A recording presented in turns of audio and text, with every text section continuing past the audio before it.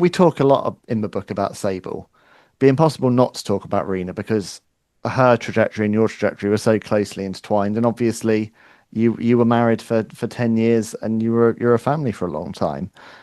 Did you find that kind of working through the book and putting all that down on paper and all the hours we had to spend talking about it helped you with kind of processing your feelings towards Rena? I know you've said to me many times before, and you said in the book that you're thankful to her. Was it helpful to kind of reflect back on everything that you did together and put that down on a page? Absolutely. The one thing about forgiveness, why forgiveness is so important in life, because like I said, if you don't forgive someone, it's a cancer that eventually destroys you. And people ask me all the time, well, how do you know when you've forgiven someone?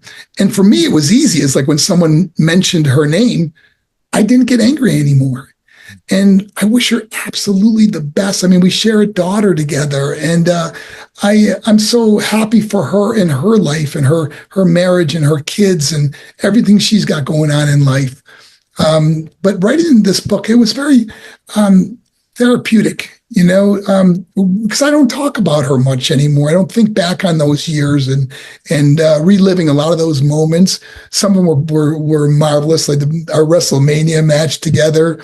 There's so many great memories that we shared together, but there was a lot of heartache, and writing about that brings back those memories and that those feelings of hurt and pain and things that you went through.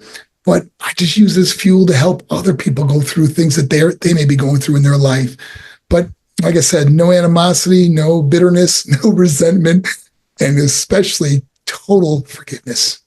I mean, I'm sure a lot of people probably expected that there'd be a scathing account of obviously the affair and everything that happened with Brock Lesnar, but that just isn't you. I mean, I think you are, as you said, you wish them nothing but the best. They're a family, they've got children. It went down like it went down. Things happen, relationships break down, affairs happen. And I think there's a real kind of beautiful message in that, which I hope is going to relate to a lot of people who either read the book or hear us talking now, that actually bad things can happen in life, but it's how you respond to them. But also being realistic about it, the fact that you didn't just immediately bounce back and go, oh, that's okay. You literally hit, as you describe it, rock bottom's basement. You went as low as a person can go before you very, very slowly and gradually made your way back. And I think that's something that's so often overlooked in today's world, is actually those kind of big Herculean comeback stories that we see. Sometimes they happen in very small incremental stages, day by day. You slowly rebuild your life one step at a time. Ben, I think the beautiful thing about writing this book is that I think anybody's going to be able to relate to parts of this book. Anyone that's lost a loved one, broken heart, a divorce, betrayal, whatever it would be.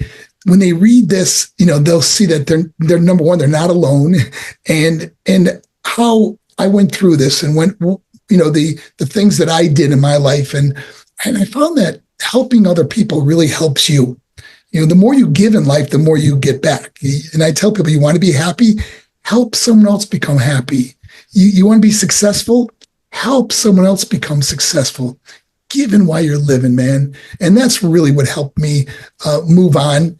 And in different situations and different aspects of the book, people are going to read it and go, oh my gosh, I went through the same thing. I lost a loved one. I went through this. I went through a divorce, or whatever it would be. They're going to be able to relate to parts of this book. And maybe it will be very therapeutic for them to read this also.